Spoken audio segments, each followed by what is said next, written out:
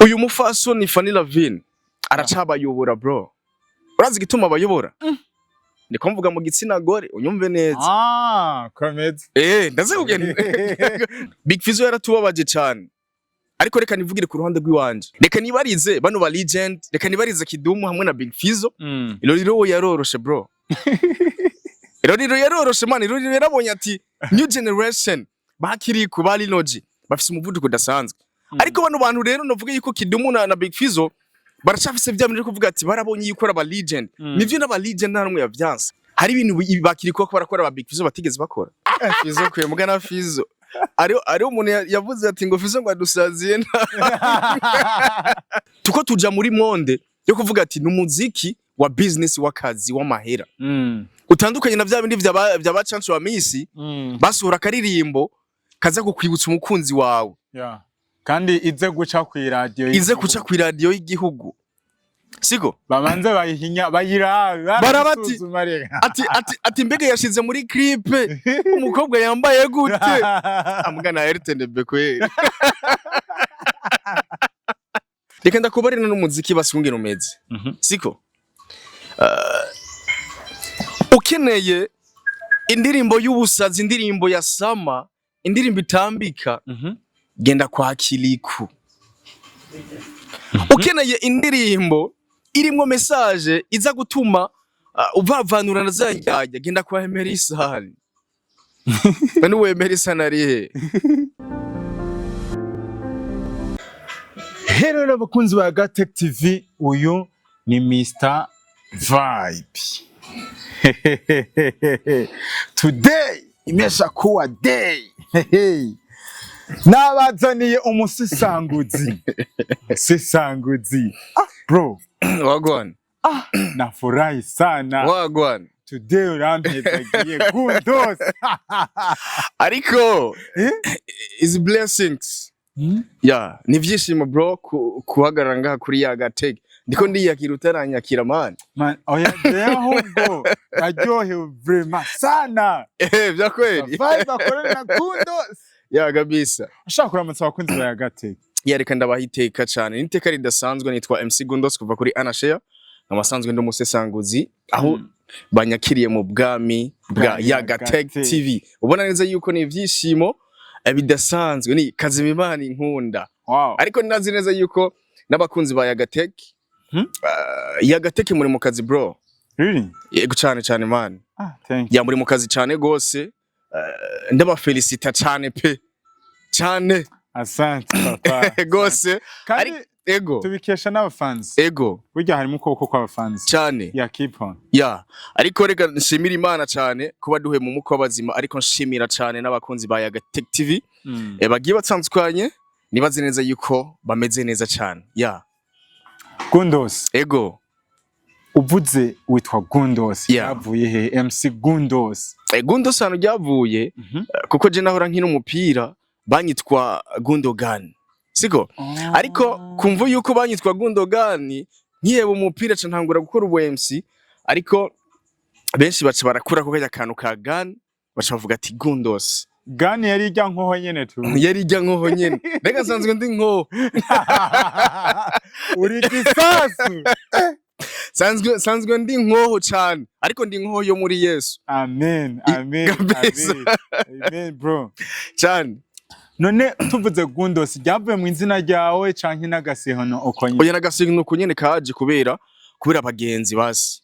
Kubera abagenzi batangura kwa kundi rya zina Gundogan, ariko baravuga ati reka tuzisura mwitwa Gundo niba hari heza Gan, ariko kaca kagoma Gundo camuga ati ko bahinswe Gundo reka nshire kwako ka S kabe Gundos. Urana ko na nitwa Mr Vibe. Mr Vibe araga story bano barangira ndabatere. Uyu Mr Vibe yarabahederekiwa. Man nawe kweli. Ariko yari umuderega kazi.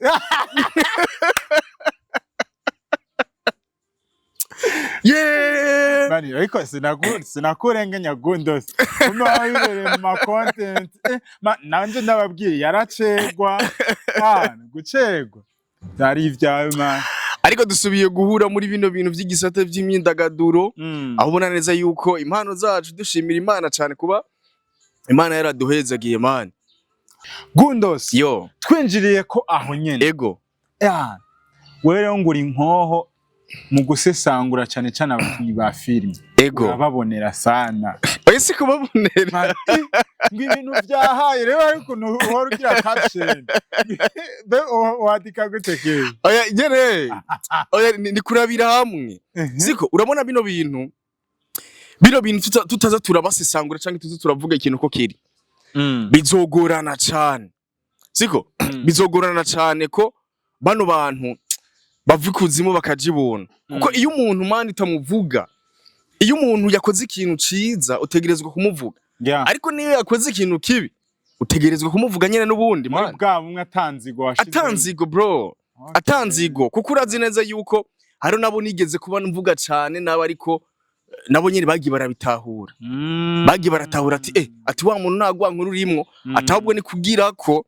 bano bantu bagira iki bakire ego kandi ni byiza kuko nje mpambona uja no mu marasema ya mani mpora njayo kandi turaramukanya neza kandi tubanye neza cyane mani narasema y'agatsiriko ntigahere waraje niho naye nibereye bro vraiment big up sana bro ego nibutsa abakunzi ba Gatek kino kibanza ari Le Flamboyant Garden ego umva gute kano kaya mani ikibanza kimeze neza ikibanza kimeze neza ahubwo ndirira n'abantu bataranahaza ibaza umuntu ataranashika muri kino kibanza kandi hajya mwibaza ngo dufata indege ibaza oya rero n'abantu ngaba baza kubona kino kiganiro baguma bibaza ati ngo mega hajya hano nihe ngo hasa kujya ni mu Burundi ego in the middle of city kabisa mu gisagara ca Bujumbura bavyumvise ego reka dukomeze tugomba dugire comparison ego hagati y'umuziki dundi na cinema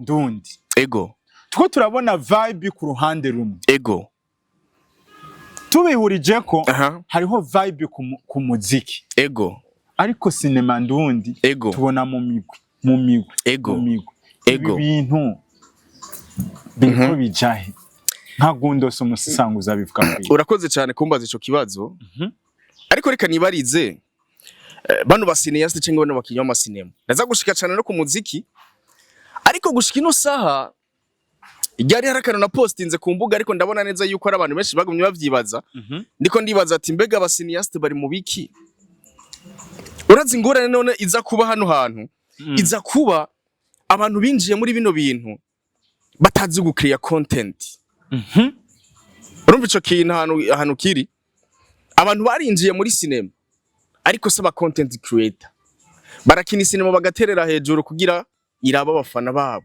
ariko ntaza gucira inzira cinema yiwe urumva ingorane ahaniri ariko uvuze ko Gundos ushatse kuvuga precisely bro ni benshi muri cinema ni benshi batazi gukreate content n'amazina kandi anakomeye cyane twagiye tumenya cyane muri cinema kuri Fanera Vine arakrea content ndabona fanarazi kuri bariko bagira lancement y'ijya filme imwe baheruka gukora yagize vibe imyidasanzwe mwamikazi ego imbere ya mwamikazi hari filme bakoze ubona yagize vibe bro data ego urabona ko bagize bambaye na teni dokomba igare niyo vyitwa urazi none Fanera Vine ikintu camufashije yafashijwe nuko Noraski yaciye muri bino bintu vyacu reka twicara ngane Noraski none uzi ko yafashe micro bro yarabaye umumenyesha makuru araza ati kano kantu reka ndakagira uku ducreate content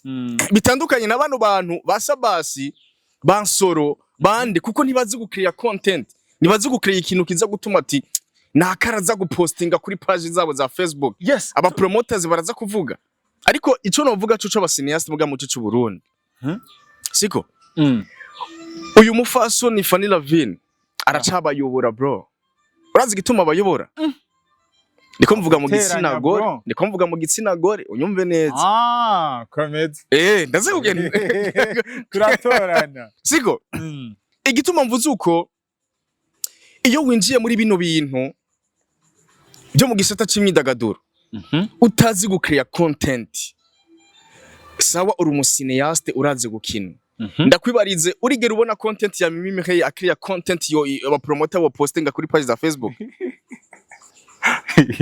nayo ndabona urakoze cyane. Umuntu yagumye kubishobora yari Alvira Muhimbara naho nyene yakriye kaga content kakandi ko kuvuga ati twashaje muri Superbad aba promoters benshi baca baraposting.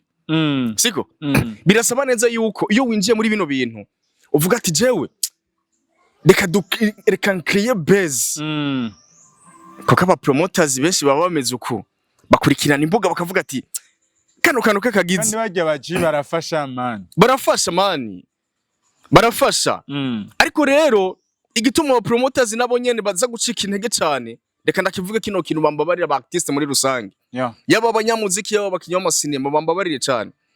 Umuntu urashobora kumupostinga kandi ukamutaginga man no like no comment kino kintu cumve neza kandi barabibona wamutaginze bro siko wamutaginze ntagire na screenshot avuga ati reka basindaga posting kuri stat ya WhatsApp bivuze kirere niki gituma ubona neza yuko abapromota bacu nyene bacika intege bro bacika intege cyane. Abantu noshimira ni babiri bro bamaze kunyereka ugo rukundo maze kumva abantu benshi aho ngena ndaca umuntu yitwa Natasha hamwe na Mr Champagne. Iyo umupostinze ushaka uburonka like imwe araza muri commentaire akakwandikira ariko postinga Big Fizz my goodness no comment no like bano ba legend bacu bamwe bamusanga kenshi bafise ikibazo. Reka nigarukire untwa y'ahantu ku muziki cyane nagira mvuge kino kintu aba legend bacu barafise ikibazo yuko bakunda kuvuga ngo new generation basohora ngo umuziki ugize iki umuziki ngo unyaruka gupfa siko umuziki ngo unyaruka gupfa. Reka nibarize bano ba legend reka nibarize Kidumu hamwe na Big Fizzo Iroriro yaroroshe bro Iroriro yaroroshe man Iroriro yarabonye ati new generation bakiri ku bali logi bafise umuvuduko udasanzwe ariko bano bantu rero novuga yuko Kidumu na Big Fizzo baracafise vyamije kuvuga ati barabonye yuko aba legend nivyo n'aba legend nta numwe yavyanse. Tukiri kuri Big Fizzo sindaguciriyemo ana ko ryari yameze nkuwa disinga cyane gihe bari ngozi arana precise vraiment kavyumva ati vraiment wapi live wapi irabaroka hari n'ikintu Lolio aheruka kwidoga ngo Big Fizzo yavuze yuko asha ngo agiye nta muziki usubira kuvuga ariko ico kintu naco kivuze ki bro ivyo bintu Big Fizzo yavuze je sinanavyemeza bro siko sinanavyemeza ati kubera iki kubera nacagihe atari mu Burundi umuziki wagumye vibing kandi ibintu ba Big Fizzo bakoze siko ibintu bakoze hari ibintu bakiriko barakora ba Big Fizzo batigeze bakora nkebi Big Fizzo ashobora kuvuga ati jewe naragiye hanze kujya kwa bakiriko badaboje ko barakubita amasho hanze sivyo ariko umudiho wa Big Fizzo tugiye kugereranya n'ubu nico cha kintu nagenda kubereneza yuko aba legend benshi mu gice cy'u Burundi bakunda kwihendera ku kintu kimwe mu gihe barashobora kuvuga ati ngo basohora ngo umuziki ngunyaruka gupfa siko ubu turi mu gihe kimeze gute turi mu gihe w'umuziki wa business asohoye indirimbo izomara nk'amezi nk'atatu nivyo ariko n'indirimbo iza kumuha akanoti kandi bibuke yuko umuziki uburimwe abantu benshi rega kare ba Big Fizzo wasanga ari bake cyane none reka nibarize Big Fizzo na Kidumu bagenda bavuga neza yuko new generation basohora indirimbo zinyaruka gupfa mushaka basohora indirimbo nk'izabahaga mushaka basohora indirimbo nk'izabande nk'izaba Christophe Matata siko abavyeyi bahora bakurikirana ziya ndirimbo zababahaga man ubu nta nubu bari bajamwo nta numwanya bifite nta numwanya bafise man ahubwo kiriko asohora indirimbo kugira aronke deal aronke igiteramo cyo kuja hanze aronke visa ariko kaca wumva yuko ba Big Fizzo ahubwo kaje kantu bavuze Big Fizzo yaratubabaje cyane ariko reka nivugire ku ruhande rw'iwanje nivyo ashobora kuvuga ati iyo mvuga neza yuko bariko barakora ati bari gushira kumengo bashitse atariko reka nivugire yuko batigeze bakora n'ikintu na kimwe ariko bro ako kajambo ako kantu Big Fizzo yavuze nagahwa yarakoze ikosa man kandi nino ndirimbo ya Kiriko yasohotse atari mu Burundi none ndakwibariza warabonye concert yo kuri Stade Intwari nuwahe muntu yatanze content ku ma media comment nuwahe muntu yatanze content ku ma media ni Kiriko akiri Big Fizzo ntiyaririmbye inyisura yararirimbye ariko mbega mu bo promoters mwa postinze ivyande twapostinze byose oya niko nakubona oya duzo turavugisha ukuri bano ba legend bacu nabo nyene nivyo byo kuvuga ati hano hantu nanyereye umengo sinokwikosora ariko iyo umuntu yakoze ikosa man kiretse gusaba ikigongwe nivyo hari ukuntu nyene bikengeretse siko ariko wumve neza yuko umuziki wo muri kino gihe utandukanye na generation ba Big Fizzo uratandukanye kandi cyane ubusad basohora amapiano iyo mapiano kugira imuhe deal bari muri music ya business y'amahera utandukanye n'abahaga man none asohoye indirimbo nk'izabahaga cyangwa Christophe Matata indazomuha deal ariko Gundos none mu muziki umuririmbyi artist abereye hiki nimba dashoboye gusohora ibintu birimo amajambo yumvikana nivyo ratanga ubutumwa siko message ariko ubu tuko tuja mbega kuri generation iraba message cyangwa iraba indirimbo iryoshe Kilisese ni indirimbo ya message kandi yasohowe no muri legend sawa Kilisese ni indirimbo ya message siko bisiki tumari kona kubara neza yuko tuko tuja muri monde yo kuvuga ati numuziki wa business wakazi wa mahera utandukanye na vya bindi vya bacancu wa misi basura karirimbo kaza kukwibutsa umukunzi wawe kandi ize guca ku radio y'igihugu siko bamanze bayihinya bayirabe barabati ati mbega yashize muri clip umukobwa yambaye gute amugana RTNB kwe yatambutse gute byagenze gute kandi ngo byasabaye ko aca yisindura yose ntibanakata bo oye niko bimeze kenshi niko bimeze ariko uno muziki wacu gushika ino saha bano ba legend none Kidumu ni yagiye mu gacerere yaragiye mu gacerere umuziki ni wabandanije vibing Big Fizzo ni yagiye mu gacerere umuziki warabandanije vibing umuntu nyene azarisohorera nyene akaririmbo kamwe ni Lolil urazi none bano bantu hageze yaho badasohora ikintu ngo kugira kivume ahubwo basohora ikintu kugira bibutse yuko bakibaho abari kurantahura ako kantu gasubiremo bro aba legend ntibasohora kugira ngo indirimbo ngo ivume ahubwo basohora umuziki kugira bibutse abantu ko bakibaho mu muziki niki rero cyo konta ngaho Kiduma sohora umuziki kugira baze botombe muri mu birori wapi asohora umuziki kugira uzombe kuri studio wapi ahubwo arawusohora akawuterera kuri YouTube ataba wakunzi banje bazowuraba na Big Fizzo uko nyene mani na promoting bro na challenge agira ahubwo rero satubari karagerageza man Sadbabwo arapambana Sadbabwo arapambana akavuga ati jewe reka ngira kino kintu ndazi neza yuko baza kumvuga siko Kiriko asohoye aravuga ati jewe ndasohoye indirimbo ndaza kurondera aba promoters nka batanu bakomeye cyane mu gihugu cyacu Burundi baze gupromoting ino ndirimbo siko ubu rero bahaga ugiye kumbara yuko bahaga yosohora indirimbo zivume gacirutani wapi na Big Fizzo ari Big Fizzo nta ndirimbo yoca asohora ubunyene bw'ikiruta ahani he ya Kiriko oya nibikunda tukiraho Gundos none umaze kuvuga ico kintu cuko mu muziki hariho kuraba ibintu bifite vibe ariko content ugasanga nta bintu bizimushobora gukuramo ni tuko turabona muri no generation niho baririmba ibishegu no baririmba iki none ibyo bintu man navyo tugiye no muri culture y'abarundi wumva ivyo bintu bikonta reka ndakubarira n'umuziki basungera umeze siko ukeneye indirimbo y'ubusazi, indirimbo ya sama, indirimbo itambika, genda kwa Kiliku. Ukeneye indirimbo irimwo message iza gutuma uvavanura na zajya, genda kwa Emerisani. Nani we Emerisani arihe? Nabi data. Sawa, ndiko naguhakarorero. Tugenda ku muntu, hari umuntu atanga message. Hari nundi muntu atanga vibe.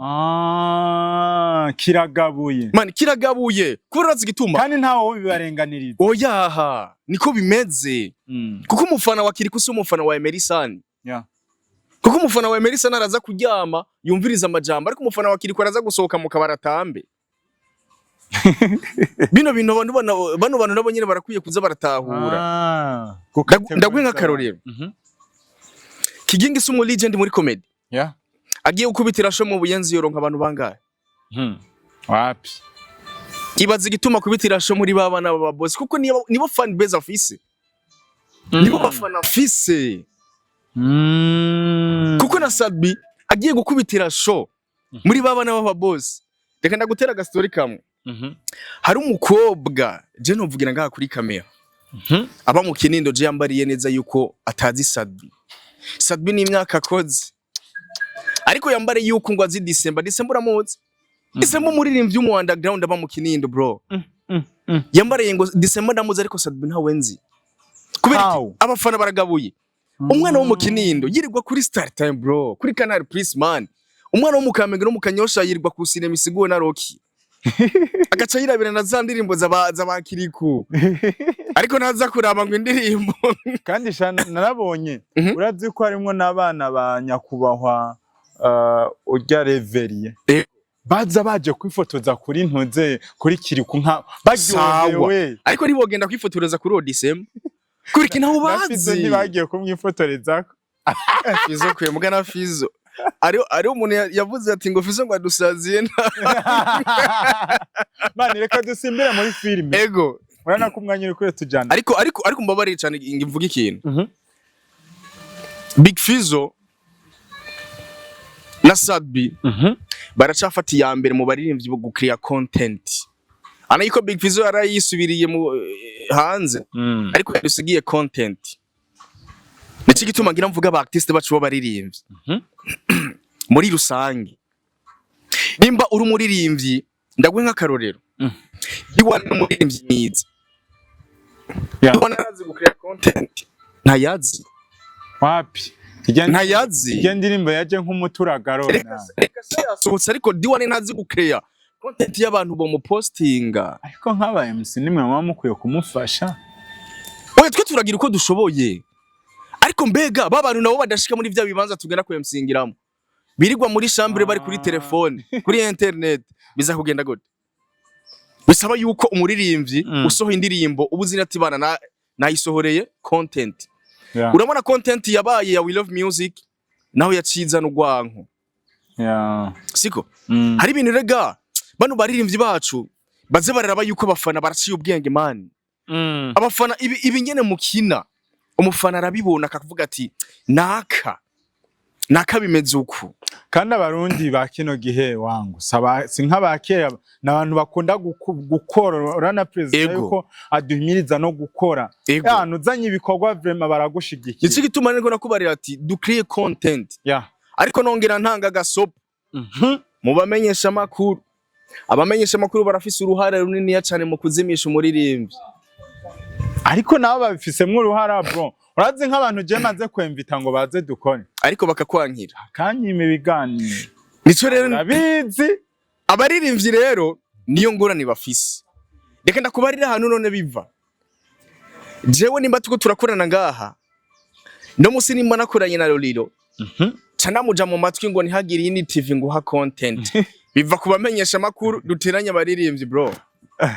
Ngo canke ngo Mr Vibe ngo rakuvuze nabi kuri Yagatech TV. Ngo ntuzotere micro. Mani ivyo je ndabizi. Abamenyesha makuru muri entertainment turijya. Turicara tugasangira bien. Kandi nakubujije content. Ayumva. Ariko nawako kandi reka tukageza ako kantu. Turasangira bien.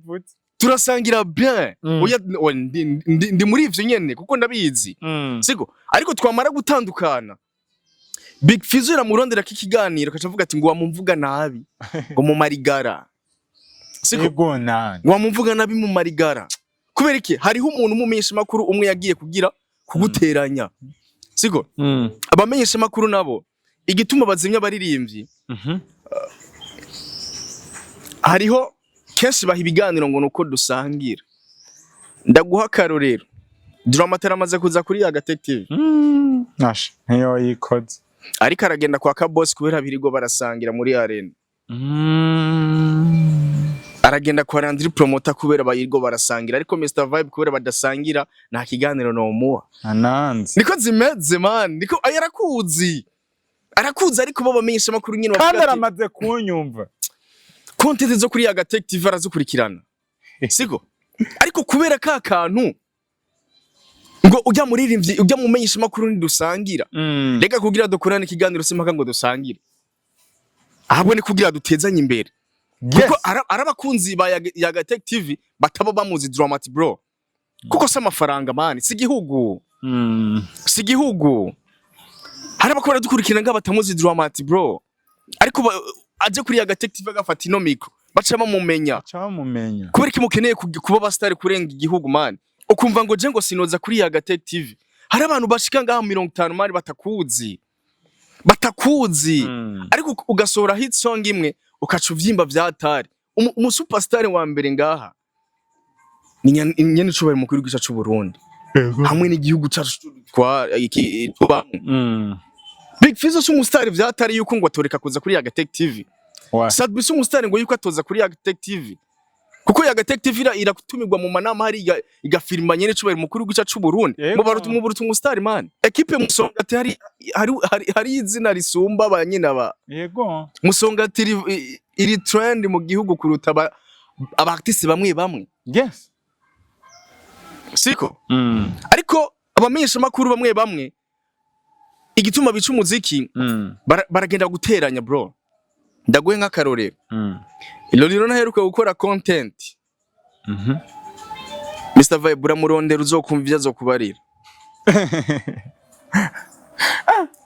wenda bikubariye kundi wasumengo rafisa akashabo oya ino mesa man sinzi je no ngureka kuri anase kandi bro nta ninzigi birimwo ndakureke n'ama message ubu nyene Dramatic turavugana Loliro turavugana namwe turavugana kuri WhatsApp kandi nta ninzigi birimo ariko ni vya bindi nyene hagati nyene yacu muri entertainment turi ngyajya je turavana Mr Vibe turavana gaca ngenda kubarira mbidata ngo ntazokorera ikiganiro kuri ya detective niko bimeze Madiba Classic baramuzimpije abamenyesha makuru nyene nta biganiro D1 yagize ingorane kuja muri management y'ibloka yakorera ikiganiro kwa Starboy gusa nibaza ko nari noje ari cyo kibazo afise umutelefone ukamubarira ati manager ati D1 ndagushaka umpa ikiganiro aca kubarira ati vugana na manager mwavugana aca kubarira ati umusani wanje naratangura gukora media to yasohoye lekasha ukeneye media to izobe ryari lekasha yavuye kuri trend mana we ivyo vyatumye barivye ba epidei w'inabazima bagiye muri management epidei w'inari hehe muri ya management umutelefone akubarira ngo rindira ngo naratangura gukora media tour ngo rindira gatoyi umubangire gatoyi gushika ryari man ndumva ivyo bintu tutobivamwo reka ndagushimire asante wadukurikiranye guhera mu ntango gushika koherezo kabisa asante big time thank you